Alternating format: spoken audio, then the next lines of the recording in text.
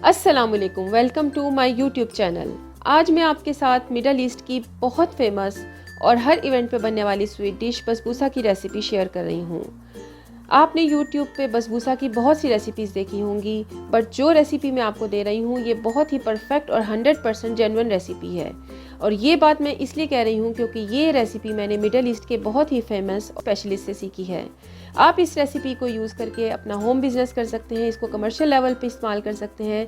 तो अपनी रेसिपी को हम स्टार्ट करते हैं। बिस्मिल्लाहिर्रहमानिर्रहीम। बसबूसे का रेसिपी कार्ड जो है आपके सामने शो हो रहा है, बट फिर भी आपकी कोई चीज़ मिस हो जाए तो डिटेल रेसिपी जो है वो डिस्क्रिप्शन बॉक्स में दी गई है, वहाँ से भी देख सकते हैं।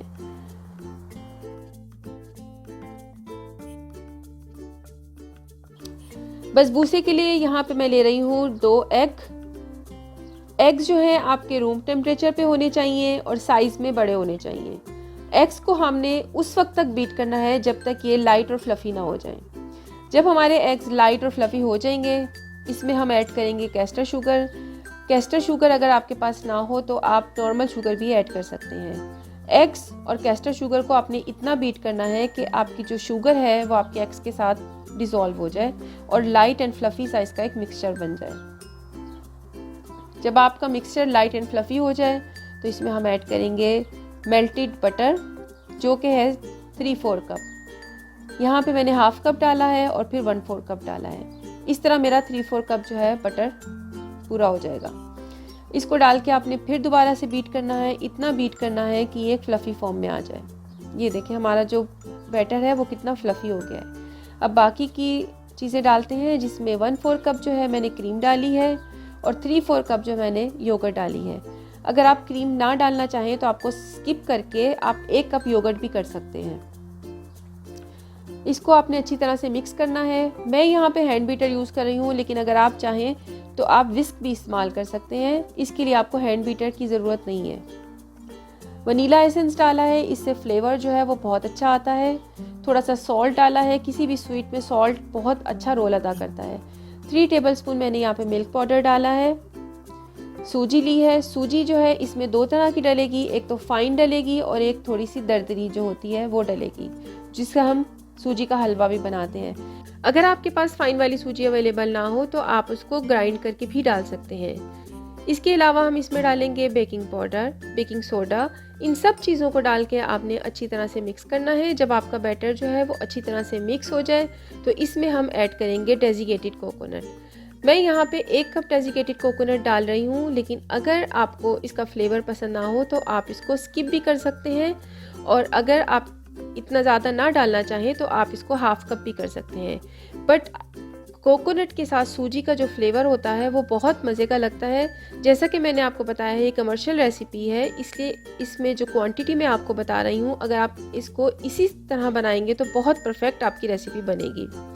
आप इसकी कंसिस्टेंसी चेक कर सकते हैं, ये बहुत लिक्विडी नहीं होना चाहिए जैसा कि केक होता है, क्योंकि अगर ये केक की तरह लिक्विड हुआ और हम ऊपर से जब सिरप डालेंगे तो हमारा जो बसबूसा है वो बिल्कुल क्रम्बल हो जाएगा।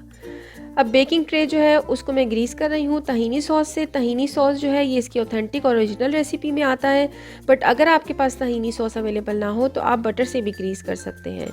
आपने अपनी ट्रे को हर तरफ से बहुत अच्छे से ग्रीस करना है ताकि बसबूसे को निकलने में कोई प्रॉब्लम ना हो। जब हम बेक करके निकालेंगे तो हमारा बसबूसा जो है वो कहीं से भी चिपके ना। बैटर को आपने स्प्रेड करना है हर तरफ अपनी ट्रे के अंदर।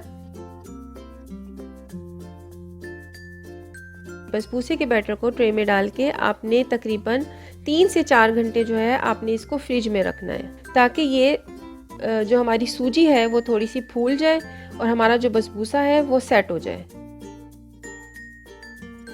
मैं यहाँ पे पानी की मदद से जो है अपने बसबूसे को जो है स्प्रेड कर रही हूँ और सेट कर रही हूँ। आप जिस तरह भी चाहें आप कर सकते हैं।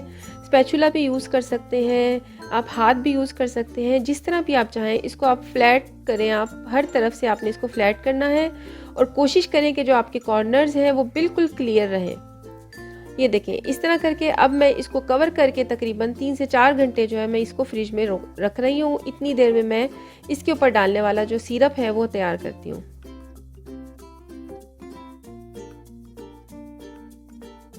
शुगर सिरप के लिए मैं यहाँ पे ले रही हूँ 2 कप पानी। और इसमें मैं डालूंगी 1.5 कप चीनी के। बट आपको अगर चीनी ज़्यादा पसंद हो तो आप 2 कप तक इसमें चीनी डाल सकते हैं। चीनी डालने के बाद आपने इसको थोड़ा सा पकाना है और इसमें हम ऐड करेंगे 1 टेबल स्पून लेमन जूस का। लेमन जूस से ये होगा कि जब आपका शीरा ठंडा होगा तो वो लिक्विड फॉर्म में ही रहेगा।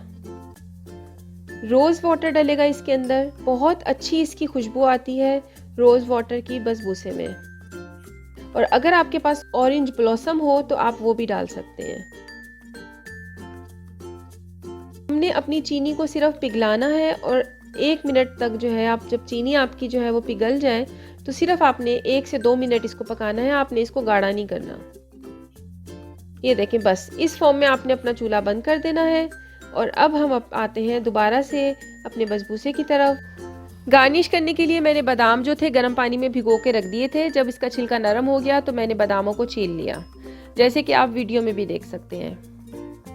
जितने भी आपको बादाम रिक्वायर्ड हों तो आप छील लें और उससे आप अपने बसबूसे को गार्निश कर लें। लेकिन ज़रूरी नहीं कि आप आलमंड से ही गार्निश करें, आप इसको कोकोनट से भी गार्निश कर सकते हैं। जो डेजिकेटेड कोकोनट हमने अंदर डाला है उससे भी आप अपने बसबूसे को गार्निश कर सकते हैं। बसबूसे को मैंने तैयार करके तो इसको मैंने फ्रिज में कम से कम जो है 3 घंटे के लिए रखा था, ताकि ये सेट हो जाए और सूजी जो है वो फूल जाए। ट्रे को ओवन में रखने से पहले मैं इस पे कट्स लगाऊंगी, क्योंकि जब ये बेक होगा उसके बाद अगर आप इस पे कट्स लगाएंगे तो ये बिखर जाएगा।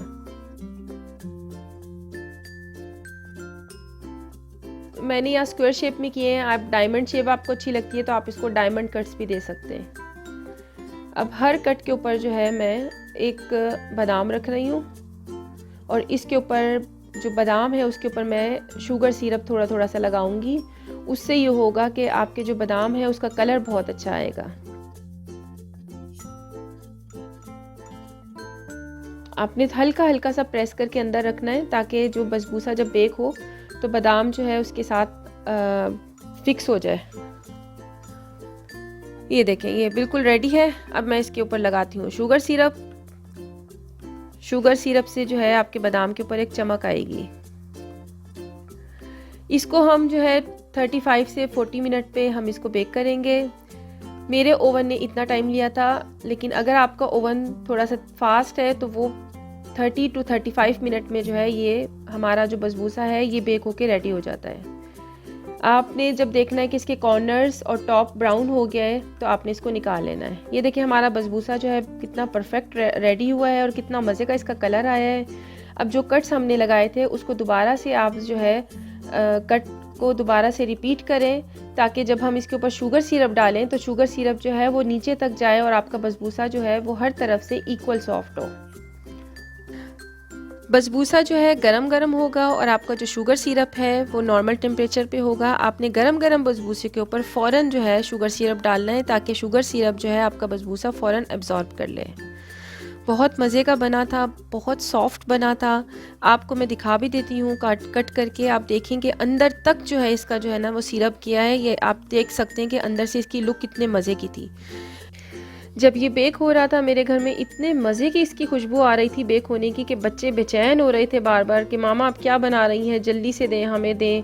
और जब मेरे बच्चों ने इसको खाया तो उनको बहुत मज़े का लगा। और सबसे ज़्यादा ये कि ये हेल्दी है, सूजी है इसके अंदर, कोई मैदा नहीं है। बच्चे जो सूजी नहीं पसंद करते या नहीं खाते उनके लिए बेस्ट है। मेरे नेबर्स को मैंने भेजा, उन्होंने आके मुझसे स्पेशली इसकी रेसिपी पूछी। इतना टेस्टी ये बसबूसा बना था। इसकी डिटेल रेसिपी डिस्क्रिप्शन बॉक्स में दी गई है, वहाँ पे भी आप देख सकते हैं। अगर आपको ये रेसिपी अच्छी लगे तो सब्सक्राइब का बटन दबाएं, बेल आइकॉन का बटन दबाना मत भूलिएगा, ताकि आपको आने वाली न्यू रेसिपीज़ का नोटिफिकेशन सबसे पहले मिले। और अगर आपको ये वीडियो अच्छी लगे तो लाइक का बटन दबाएं। इजाज़त दीजिए, फिर हाजिर होंगी न्यू एंड एक्साइटिंग रेसिपीज़ के साथ। अल्लाह हाफिज़।